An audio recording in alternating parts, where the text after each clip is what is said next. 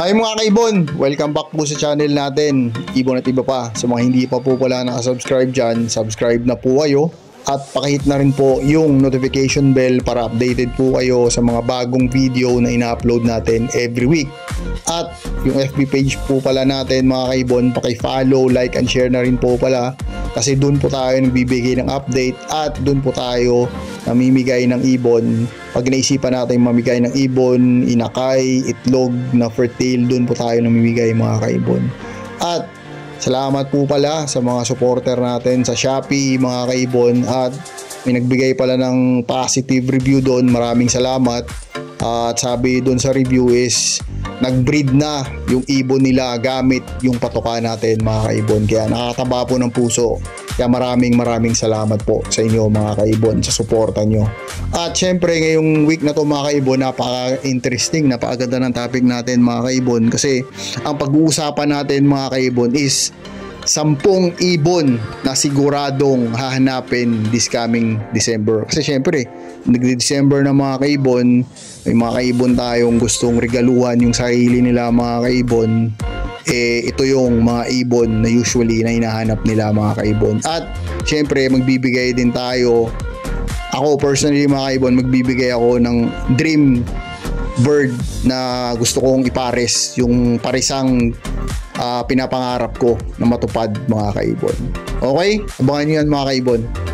Pero syempre bago natin pag-usapan at discuss yan mga kaibon, magsa-shoutout muna tayo sa mga kaibon nating walang sawang sumusuporta sa channel natin. Maraming salamat po.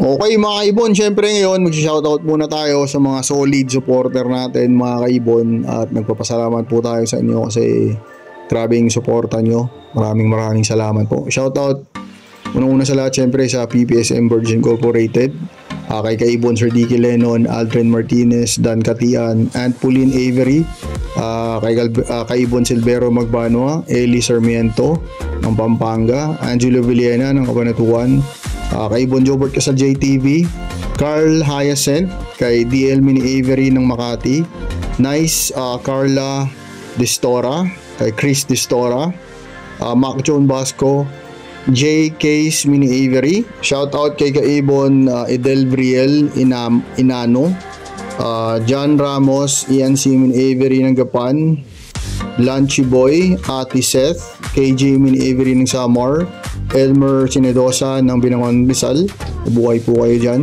Jayzet Ibunan ng Guadalupe Taguig, Ashley Mini Avery ng San Tomas Batangas, Frederick Villar, Ian Jasper Mareñas.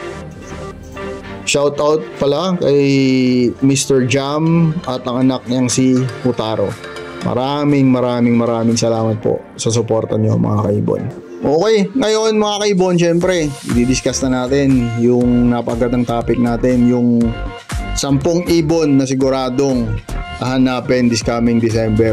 Kasi grabe, mag-December ang bilis ng panahon mga kaibon, bilis nating tumanda talaga nito mga kaibon. Pero syempre enjoy lang natin yung pag-iibon natin, at syempre ibibigay din natin yung dream bird natin o dream parisan natin. Abangan nyo po yun mamaya mga kaibon, after natin i-discuss yung 10 ibon. Okay? Syempre mga kaibon, yung unang ibon dito, yung pang 10 ibon dito sa listahan natin mga kaibon, syempre mga kaibon, yung Lutino Opa. Kasi yung Lutino Opa, kahit papano mga kaibon, locally may buying pa rin mga kaibon. At maganda talaga yung Lutino Opa at marami pa rin naghahanap ng Lutino Opa. Susunod dito is Crimino Opa. Kasi ang Crimino Opa, grabe ka in demand ngayon talaga ang Crimino Opa. Hindi pa nakababa, may nagpapa-reserve na, kaya siguradong hanapin to this coming December.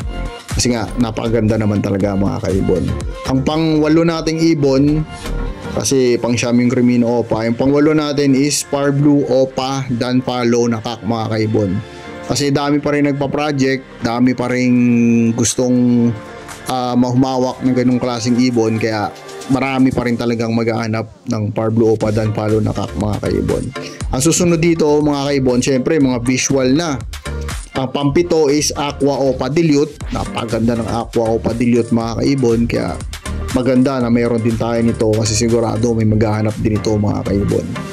ang pang-anim natin dito sa listahan mga kaibon is Aqua Opa Pale Faded.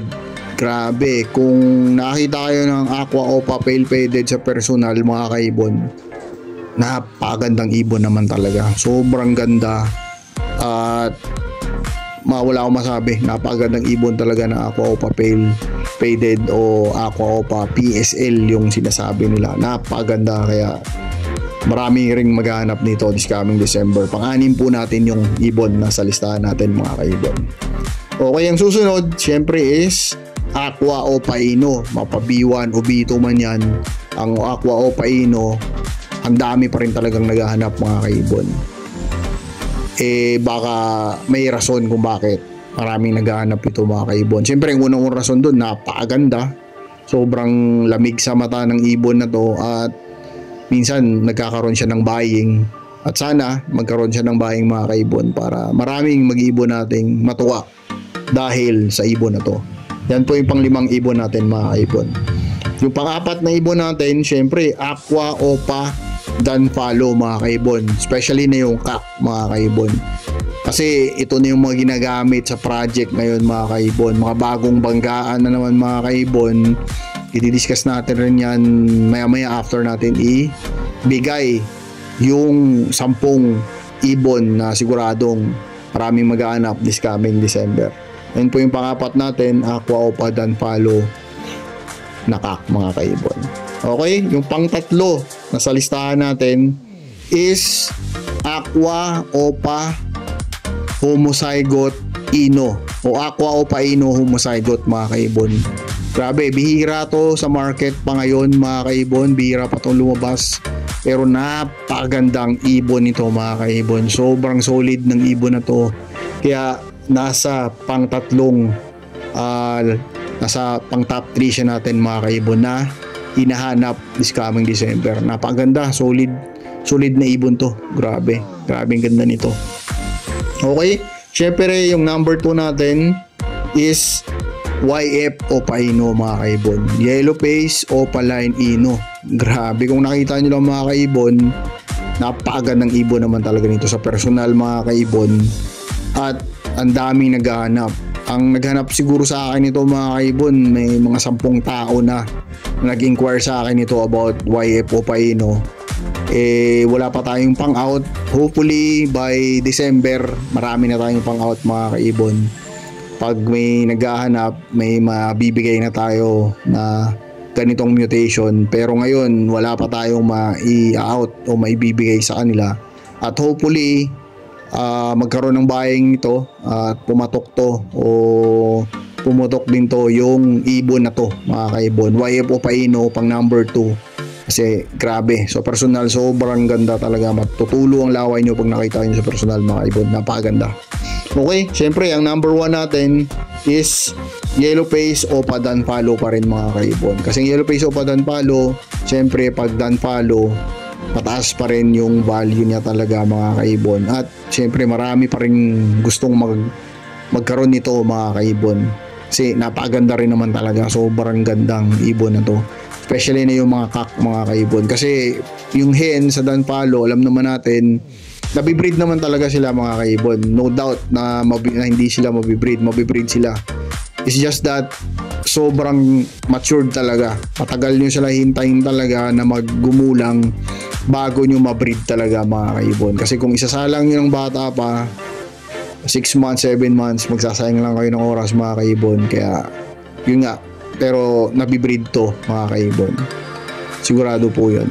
Okay, at yung sinasabi natin kanina mga kaibon, yung dream bird natin, yung parisan natin na gusto talaga nating makuha mga kaibon, na sana makuha rin natin to at magkaroon tayo sa ibonan na to, sa munting ibonan natin, at mapagpares natin to mga kaibon. Anong ibon kaya to? Ano kayang mutation na gustong gusto talaga natin ipagbangga para magkaroon tayo sa ibonan natin mga kaibon? Okay, may idea ba kayo mga kaibon? Okay, ngayon mga kaibon, ito po yung ibon na tinutukoy natin. Ito yung parisan na pinapangarap natin na magkaroon tayo sa ibonan natin. Ang parisan na Aqua Opa Ino Homozygote mga kaibon. Mapahin man yan o mapakak, basta may Aqua Opa Ino Homozygote. At ang kapares niya mga kaibon is YF Opa Ino. Yellow Face Opa Ino X Aqua Opa Ino Homozygote. Yung parisan na yon yung pinapangarap natin na magkaroon tayo sa ibunan natin mga kaibon. Kasi kung i-analyze yung mga kaibon, kung iisipin nyo, duluhan na yun mga kaibon eh. Ang Aqua Opa Ino Homozygote, dulo na yun ng Aqua sa Aqua Opa Ino project. Yun na yung pinakadulo niya. At yung YF Opa Ino, yun na rin po yung duluhan nun ng Ino tsaka Yellow Face. Kaya pagbanggain natin yung dalawang yun mga kaibon, ano kaya ang magiging resulta nun mga kaibon? Yun yung pinapangarap natin na parisan mga kaibon. At hopefully this December may parisan na tayong gano'n mga kaibon. Sana po. At pag mayroon na tayong parisan na gano'n mga kaibon, kayo po yung unang makakakita ng ganung parisan mga kaibon. Ibibideo natin, ipapakita natin sa inyo sa FB, ipapakita natin sa inyo mga kaibon yung parisan na yon mga kaibon, para ma-appreciate nyo naman mga kaibon. Okay? At marami po tayong papisa mga kaibon, at hopefully by December may mga magagandang tayong may pamimigay sa inyo mga kaibon. Okay mga kaibon, comment down below din po pala kayo mga kaibon kung ano yung dream bird nyo na parisan mga kaibon, yung parisan na gustong gusto nyo mga kaibon. Comment down below mga kaibon, i-check natin yan. Okay? Sana po nag-enjoy kayo sa munting topic natin ngayong week na to mga kaibon. God bless po sa lahat ng mag-iibon. God bless po sa lahat ng minamahal nyo sa buhay.